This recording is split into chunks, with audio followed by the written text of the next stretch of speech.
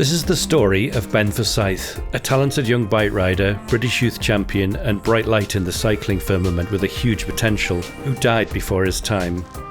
It's also about the people around him, his family, his friends, the people who loved and supported him, many of whom are elite athletes themselves, including an Olympian. An important part of this story is about Keith, Ben's dad, an incredible athlete himself. We follow him attempting to win a tough 24-hour mountain bike race in honour of his son. This is a story about the human spirit, about people who find strength, meaning, and hope after tragedy. When he died, I just felt like part of my heart had broken, because he was such a big part of, he's like such a big reason of why I'm a professional bike rider. And like I can't share any of that with him. And that hurts a lot because he would be super proud of me and my achievements, and you know, like being able to see me do what he couldn't do as well. I think he got a lot of joy from seeing me achieve what we'd set out to do together. So yeah, it was a really, really difficult time. Most proud of Ben winning the British Champs. That stands out by a mile. My races got put on the back burner and I would support him because I recognised that I'm an old guy who was or never has been type of thing and still tries, but as a young lad coming up, he showed so much potential. Whilst Ben was starting to race at an extremely high level nationally, we were aware that there was other kids in cycling and also in other sports who were having cardiac issues. So my wife actually did a bit of research, found the charity Cardiac Risk in the Young, found out that they do cardiac screenings around the country. So in 2013, we took Ben along to a cardiac screening, and at that point Ben was picked up with an ectopic heartbeat. Further investigations showed that there was nothing wrong with his heart at that time and that he was able to continue racing.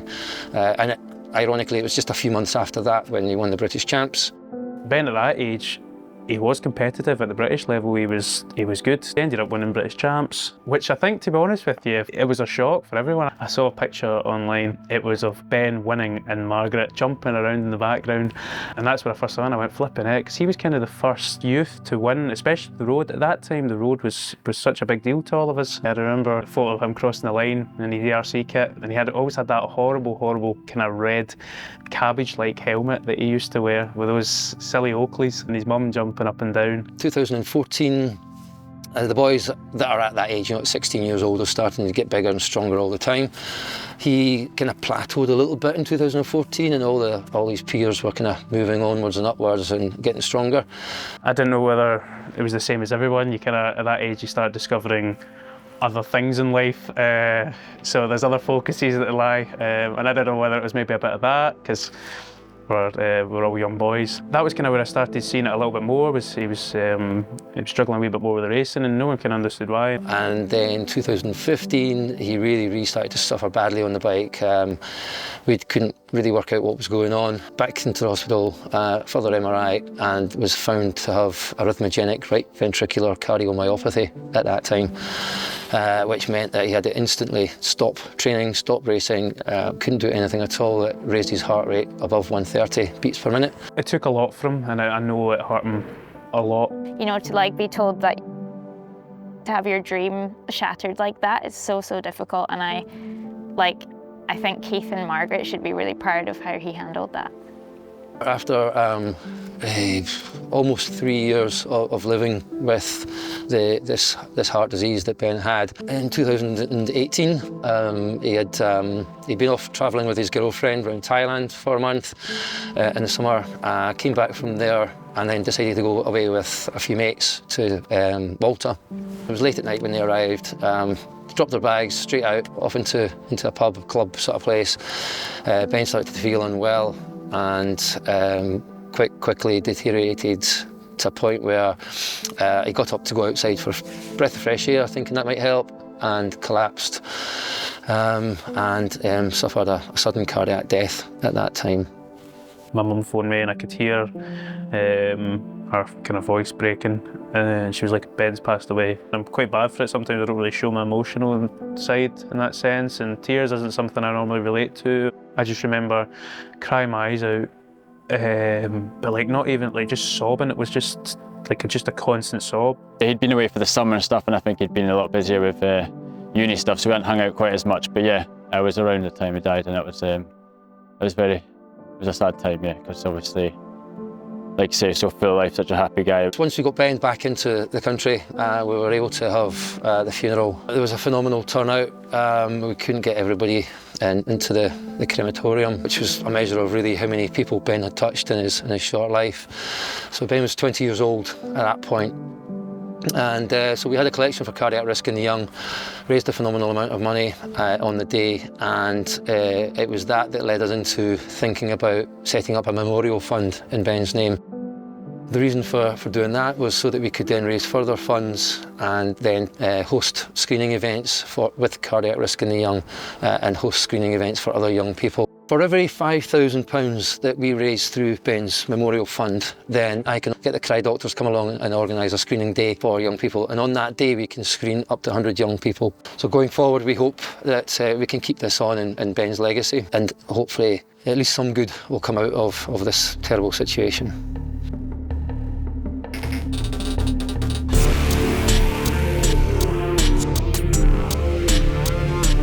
One of the many ways Keith, his family and friends have raised money for screenings is by doing hard, challenging events. The Chiller 24, organised by Cold Brew Events, is a good example.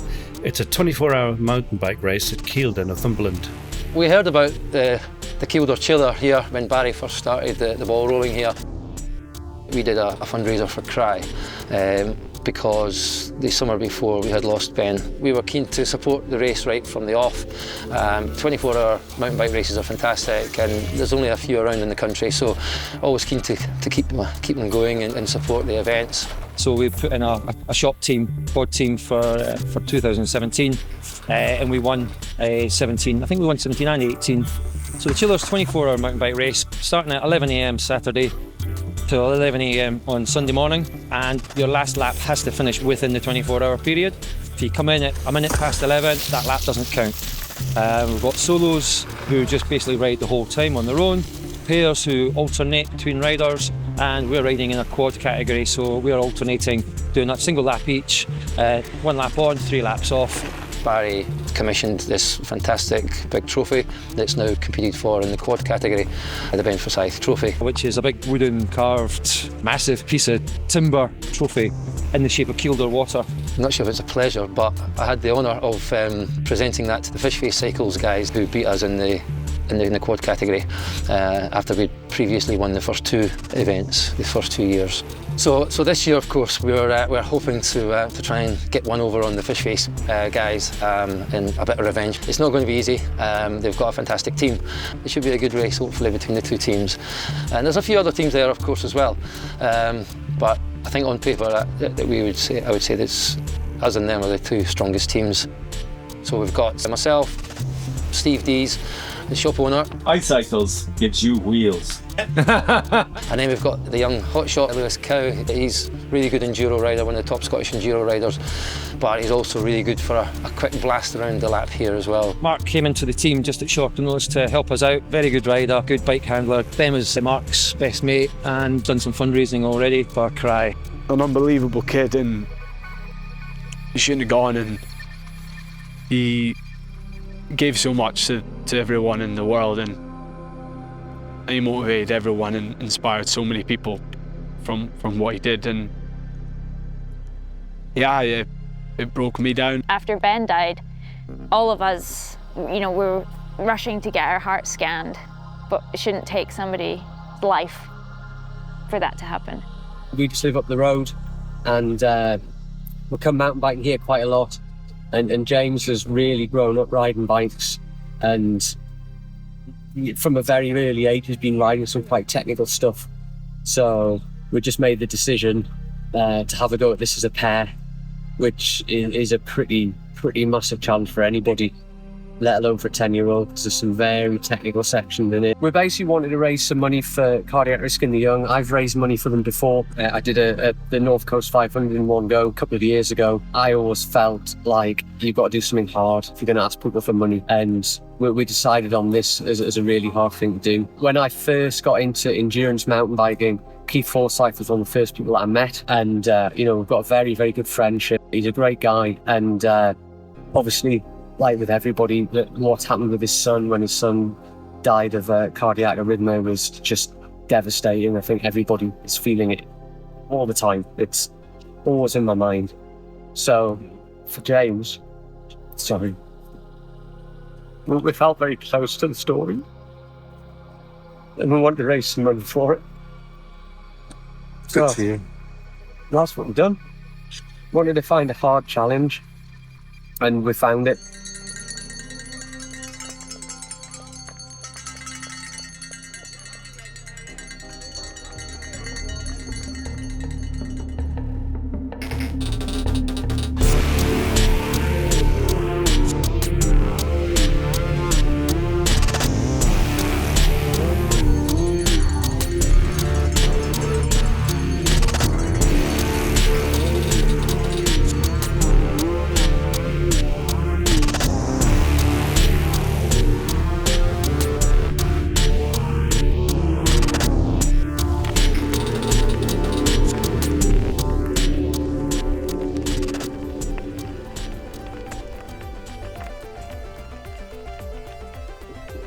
Got started about 20 years ago, completely out of the blue. Wife came back from Toys R Us one day with a couple of bikes and a little kind of kiddie seat on the back of my bike so that Ben could jump on the back, and we just pottered around at home, riding quite a lot together from a young age. Because I got into the bikes, and then we ended up and down the length and breadth of the country, racing together or in the pits for each other at various different events. Keith was like quite an interesting role model, I think, for Ben with racing, because Ben obviously grew up with such a really high level parent racing. Like, Keith is a physical machine on the bike. Like, he's done some really impressive things. I think Ben had some big shoes to fill there. I won the ShAFF pairs with my mate Mike, but prior to that I've won the pairs a couple of times with Steve, and I've won the solo 4 years in a row. 4 times British champion, 24-hour British champion, world 20 age category champion, 10 under the Ben, Tour de Ben. My motivation at that time, apart from enjoyment for myself, was also to show my kids that here's an old guy, look what I'm doing, let's see what you guys can do. And of course Ben got that completely, but I'm not getting any younger. So there's a lot of young hotshots coming up now, and there's a lot of really good riders around. There's a lot of the younger guys are now getting into the endurance stuff as well, and that's hard because giving away for, I don't know, 25, nearly 30 years to some of them. His dad was mad for it, he still is. Like, you wouldn't see me dead doing a ShAFF puffer. I don't know what possesses someone to do something like that. I think there's a difference between a parent wanting their kid to do well at what they do and a pushy parent, and I think Keith was completely a pushy parent.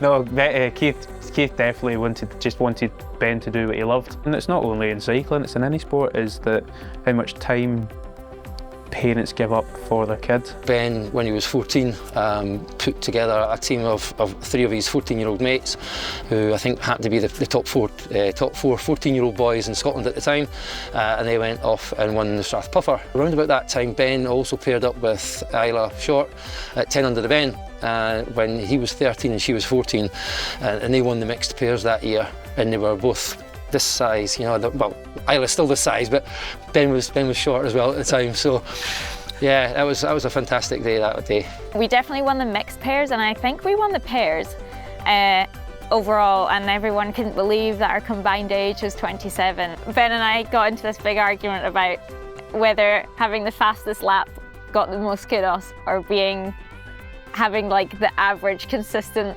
laps was better, and because I had the fastest lap, and he was always a little bit insecure about me being faster than him because I was a girl. And I remember once on a training ride, Keith was giving him some stick because he was apparently riding like a girl, and I think Ben always had a bit of a chip on his shoulder about this, and I quite liked nudging those buttons.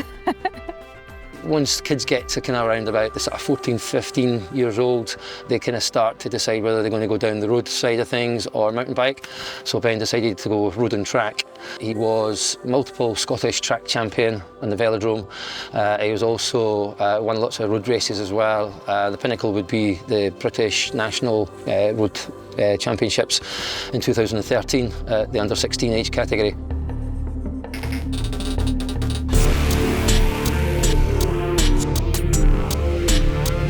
Keith and the iCyclist team have each done one lap so far, but things are not going to plan. We've had a couple of mechanical issues early on. Mark's a good lad, very fit, so I let him do first lap and send the young guns out first. And he was back here 20 minutes later, tyre hanging off the back wheel, slashed side wall, game over. So we then sent Lewis out, and then Mark went out again after that. We changed wheels, and the second wheel that we put on his bike, the free hub went about halfway around the track. So then he had to run about half the course and lost another 20 minutes. So yeah, it's been an unlucky start. These things can happen to anybody, but yeah, it's a bit unlucky, that's all. At a full lap behind the Fishface team, Keith tries to reassure the other three riders all is not lost. It's an uphill task though to persuade them not to throw in the towel. The strong gravity of a warm pub and a cold pint only 100 metres away from the pits is very tempting. Bike racing is 24 hours, anything can happen. We can only go up from here. Well done, Keith.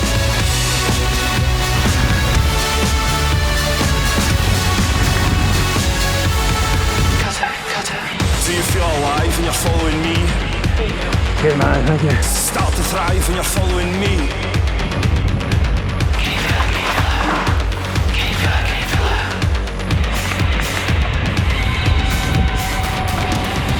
Take my hand to the promised land. I'll set you free when you follow me.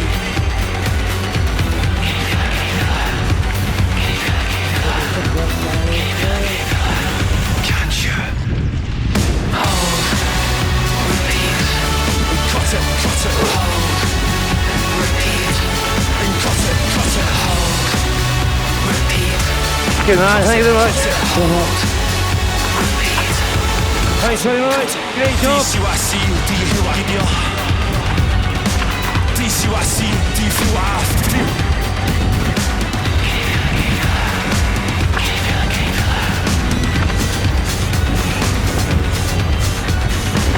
Why look better, why feel better, why look better, why feel? Oh, what a descent.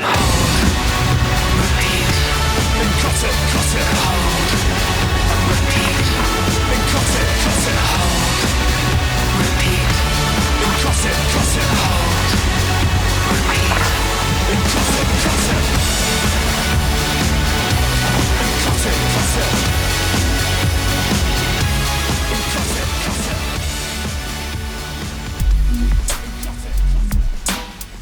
I met Ben through our parents. My dad and his dad met through long distance cross country racing in Scotland. They were rivals for a really long time. Originally, me and Ben would go along to support our dads when we were maybe like 10 years old. And we would always just spend the whole day sitting in the camp chairs, making sure our dads had enough food for when they came through after their lap. And we would just chat and be bored together. And I think we started to want to be involved with the racing rather than just being on the sidelines. Eventually, yeah, we did a couple races where we both got to race with our dads, and then when we were maybe 13 or 14, me and Ben actually did a long distance cross country race as a pair. I had such a fun time discovering the world of racing. There was no pressure there. It was just me and my best friends going off with our dads and having these adventures. Eventually that kind of morphed into our dads travelling up and down the country with us, supporting us at bigger events like national cross-country events. From there, I ended up going into racing mountain bike at a really high level, and Ben transitioned onto the track and the road, and he won a British title there before he had to give up racing. So for us, it was just this really special friendship that had formed around our love of mountain biking, and that's why he's a really special person to me. I was around about the age of 13, 14 when I first started doing the SXC series, which is the Scottish mountain bike series for cross country.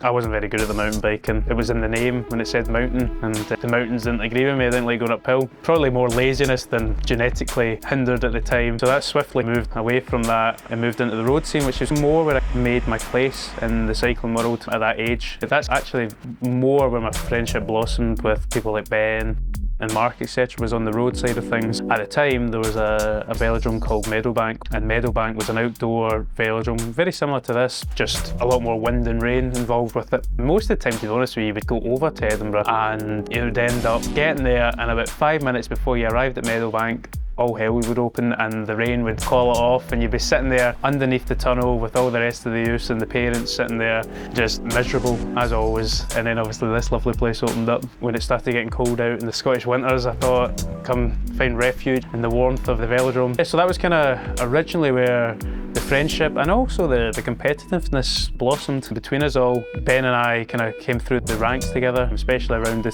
last year of Youth B, which was under 14s, and then the first year of Youth A, which was under 16s. At that point I started taking it a bit more seriously, started thinking more about what I was training for and what races I was aiming for. I could never get my head around why I was not as fit. I couldn't last as long in the races as people like Mark and Ben. He always seemed to just have maybe that last 10 laps in a race, just had that little bit up on me.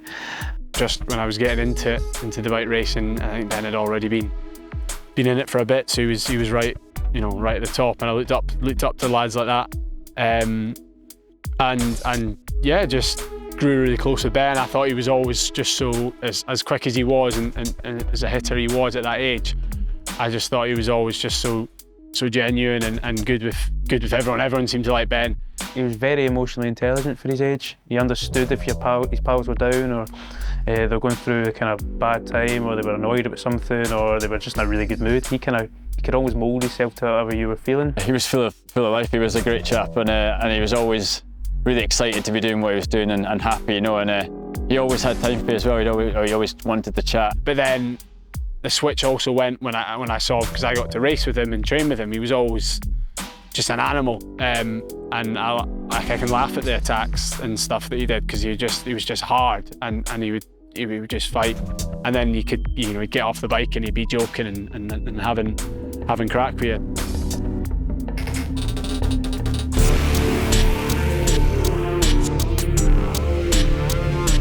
Slowly but surely the team chip away at Fishface's lead, pulling back a few minutes a lap. After 11.5 hours of riding, things are starting to look a little bit more positive, particularly after Keith finds out that the Fishface team have dropped their slowest rider in a bid to hold them off. All still alive? Yeah. moving up. Yep. Just checking you're still in there. Yep. Just trying to work now. This is where it starts. We decided we gave him enough of a head start. We're going to start playing now.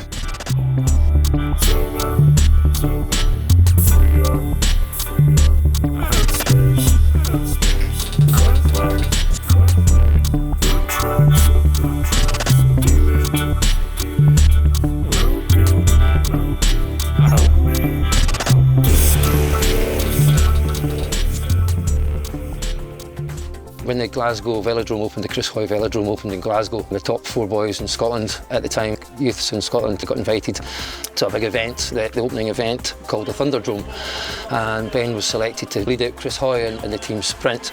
The other riders in the team were Jason Queally, who was the 2000 Olympic champion, gold champion from the Sydney Games, and also John Paul, who happened to be the junior track world champion at that time as well. So it was a fantastic achievement to be able to lead them out and in front of a packed audience inside the velodrome. I was so happy to support him, and just we would go everywhere and anywhere. We did like some sort of crazy things in the past, whereby on a Friday night he would be in Leazy's Park in Newcastle doing a crit race on his road bike. So we'd finish school, straight down to Newcastle, do the race. He won the race there. Then we'd jump in the van. We'd go across the A69 to Carlisle. We'd kip in the back of the van. We'd then pick up friends that were coming down the motorway to go to a national cross-country race that weekend. We'd jump in the back of their van. We'd go to, I think we went to Wales that time, go and race a mountain bike race the weekend, and then back to school on a Monday morning type of thing. Things like that would just just normal occurrence. So yeah, it was good days.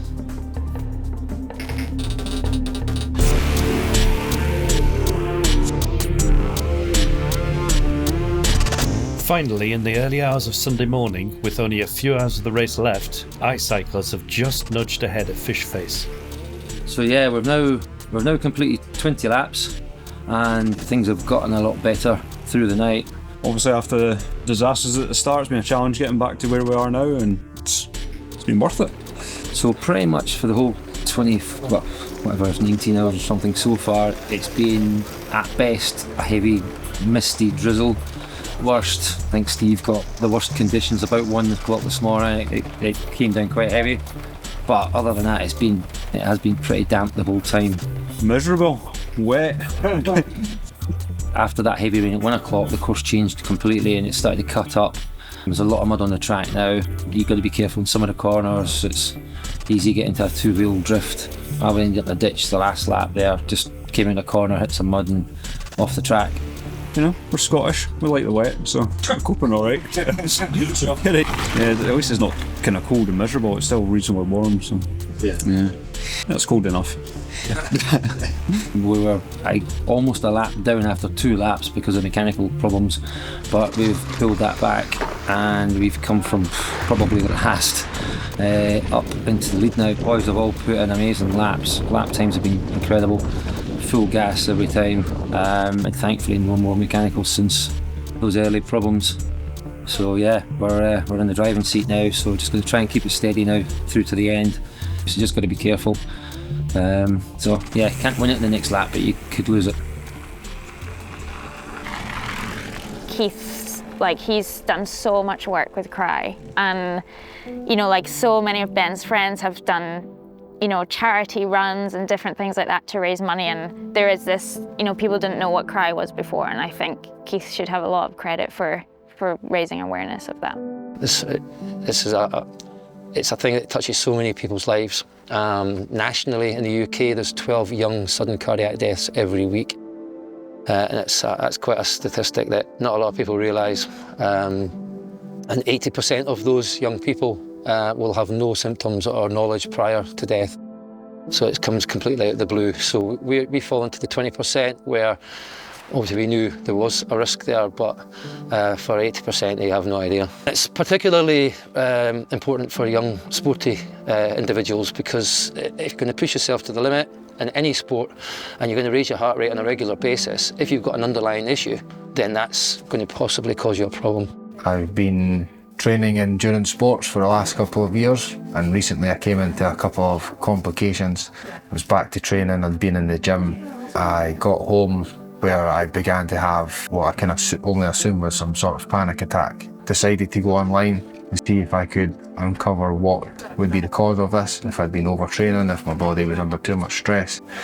I also have a family history of heart conditions, so I thought it would be a good idea to get everything checked. And I found Cry.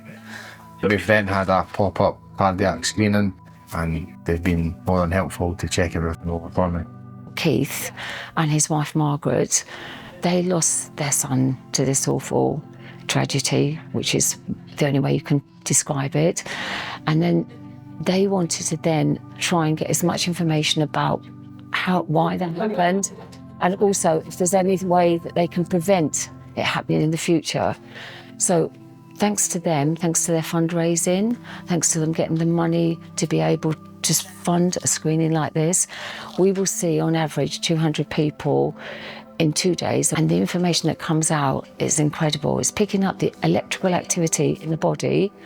The vast majority of we find are normal ECGs. However, on rare occasions where there is a concerning symptom or any abnormalities on an ECG, sometimes that requires further investigation.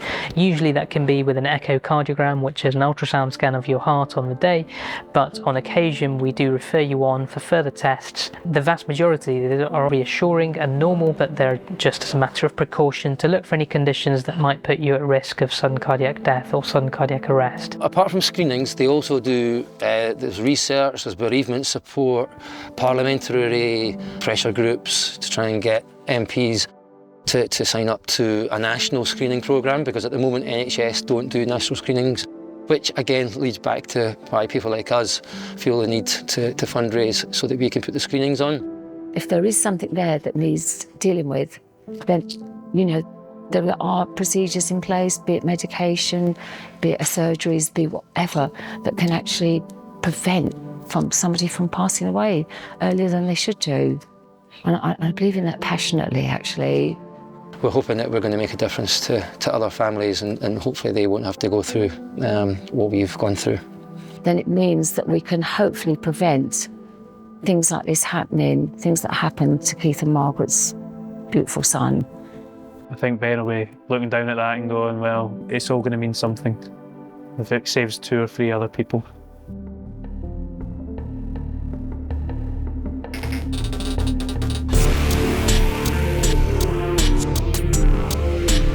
With laps taking between 40 and 50 minutes to complete, every minute counts. The guys are very tired now after nearly 20 hours of riding, and a small mistake or tired legs could cost them the race. Mark has just come in and isn't impressed with his latest lap time. No, that was shit. That's not. Well done. I have nothing in my lab. You brought it back. What is that? Is that about 50? No. High 50s. I should have mentioned the pitman, Norman's done a sterling job. The Nominator, also known as the 5th member, part of having a good race strategy and a good pit setup is that you really need a good pitman in your pit. Luckily, we've got the Nominator. Yeah, he's fantastic. He's always there. He just knows what you want. Nothing's too much trouble. He's been non-stop all night. He's not shut his eyes. And without good pit support, then this is impossible. A lot of dry eye in the house.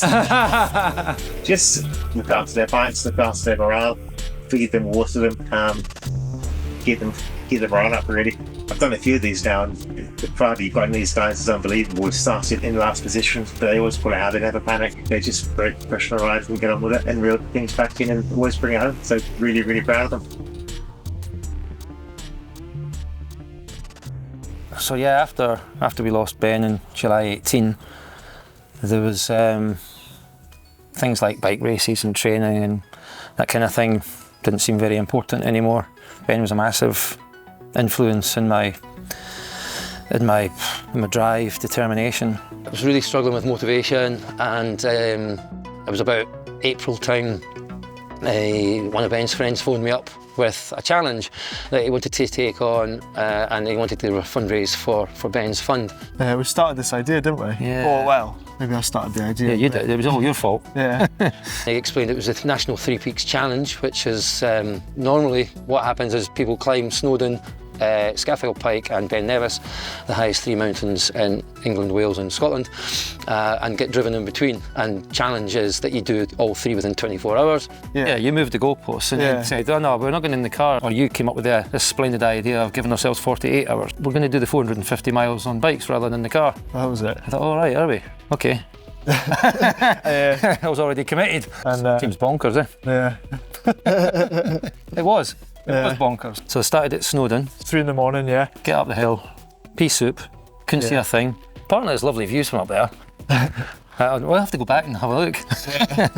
Yeah, it came down, got on the bikes, it was just light at that point. Yeah, next stop was Lake District. Just a long 300 kilometres, wasn't it? So 180 miles to get to the lakes. So we set off through the day. A few people joined us, didn't they? So yeah, there were 7 of us that went up that one. Yeah. We come down off of that. Had a sleep. We had a wee sleep in the van. Yeah, so that was, we come back at, I think midnight we got back down on that one. One of us was feeling good, one of us feeling not so good. Had a sleep, then that reversed. And then we got on our way up, out the Lake District, up into Dumfries, through Glasgow, up over Glencoe. Eventually we got to Fort William. There was 9 that went up the Ben. 9. Were there then people around as well? Yeah, at the bottom, there's lots of people at the bottom. We managed to nail it in 47 hours 15.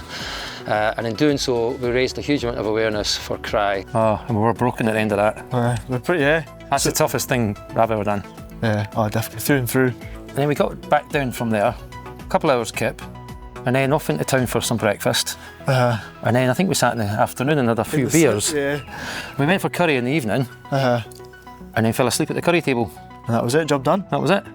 We raised over £10,000 on that one, which was fantastic. So there's like 200 young people that will get screened on the back of that alone. All well worthwhile. Yeah. All that pain's gone now, isn't it? No, remember it at all? Well, we're already thinking about the next one, aren't we? So. You've got Mark, who's some reason thought running 30 marathons was a good idea. Mark set up a 30 marathons in 30 days of June. I thought it'd turn more heads and it'd be more impressive me running than doing a big bike ride. He even managed to get me to run a couple, and I don't do running, so that wasn't pleasant. It wasn't pretty either. As much as it was just running, like it brought so many people together. It brought so much awareness for Cry. Phenomenal job, absolutely phenomenal. To the point where I think it was number 29, he ran a 3-hour 11-minute marathon. Which is just bonkers.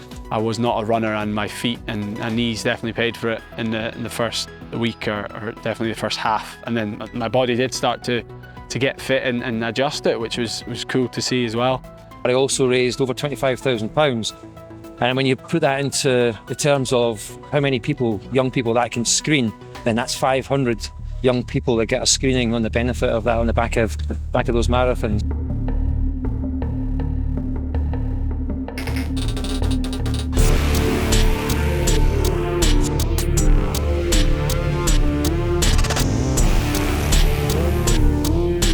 Just finished a 24-hour. As a pair? As a pair. Yeah, me as well. Yeah. The weather hasn't been terrible, but it's not been brilliant either, so slippy and steep, quite a challenge. It was very tough. The course was extremely hard, the 500 metres vertical climbing. It got quite muddy at points. We still managed to come fourth in the men's pairs, so I think we did okay on that front. You did all right. Just finished up a Kielder here, and for sure the toughest 24 course I've done. Yeah, it's a bit of everything, heaps of climbing, over 400 metres of climbing, so yeah, definitely the toughest 24 course I've been. Well done that, man. With ice cycles and fish face battling throughout the night and tired legs everywhere, Mark finally brings home the last lap within the cut-off. But have they done enough to keep their deadly rivals at bay? Again, everyone pushed themselves really hard in a bit of competition. I mean, this is summer in Kielder. It looks very like winter in Kielder. The male quads, the winner of the Ben Forsyth Trophy is ice cycles.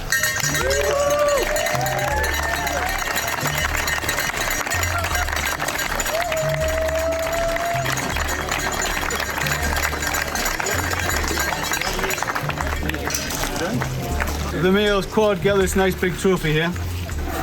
And you're wondering why we've got this nice big trophy. Keith here, obviously multiple winner of ShAFF and this event several times. Twice they came here with ice cycles and they just dominated the quads. But then his son died unexpectedly, which was quite emotional. So I made this Ben Forsyth Trophy in that honour. Well then Fishface come and just blew everyone away last time, and then they took the win. But I was delighted after many mechanicals this time to see that ice cyclists got back to the top and they take it home.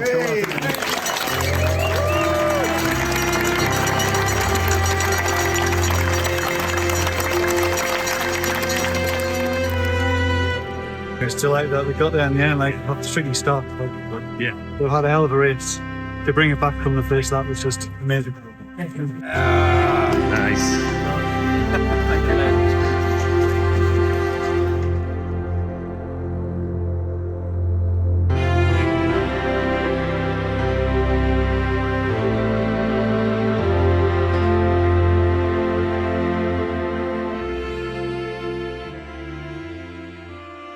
Looking back now, probably at the time I didn't really recognise it, but now Ben was a huge role in me making it of what I did. Ben makes me think a lot about everything and helps me massively every day. Like just trying to being happier, being more positive about stuff. He was just always the most positive guy going. He pushed me, and if it wasn't for that, I probably wouldn't have got picked up to the way I have done now and moved into those kind of GB ranks. I think Ben's legacy is really powerful with me. Ben helped me to fall in love with mountain bike racing, and I also realised that he had to let go of this dream. And I guess in some sense I feel a little bit of a responsibility to carry that dream forward for him. The day that Ben died, I was in Italy at a World Cup. I was like crying when I warmed up for my race, and then I just felt like really numb on the start line, and I'm not really sure like why I decided to race, but I raced and I got a career best, and I'm still like wondering how on earth my brain and my body was capable of that. I really felt like Ben was with me in that race and watching over me, and I think that was like so comforting for me. I just so wish that he knew about that race result, and maybe he does somewhere, but that's like one of the most special days to me in my whole life, because I felt like I did it for him and me and our friendship. And I know he's watching everything that I'm doing. Just will always stick with me about life, just because he lived it to the max. So why can't everyone else?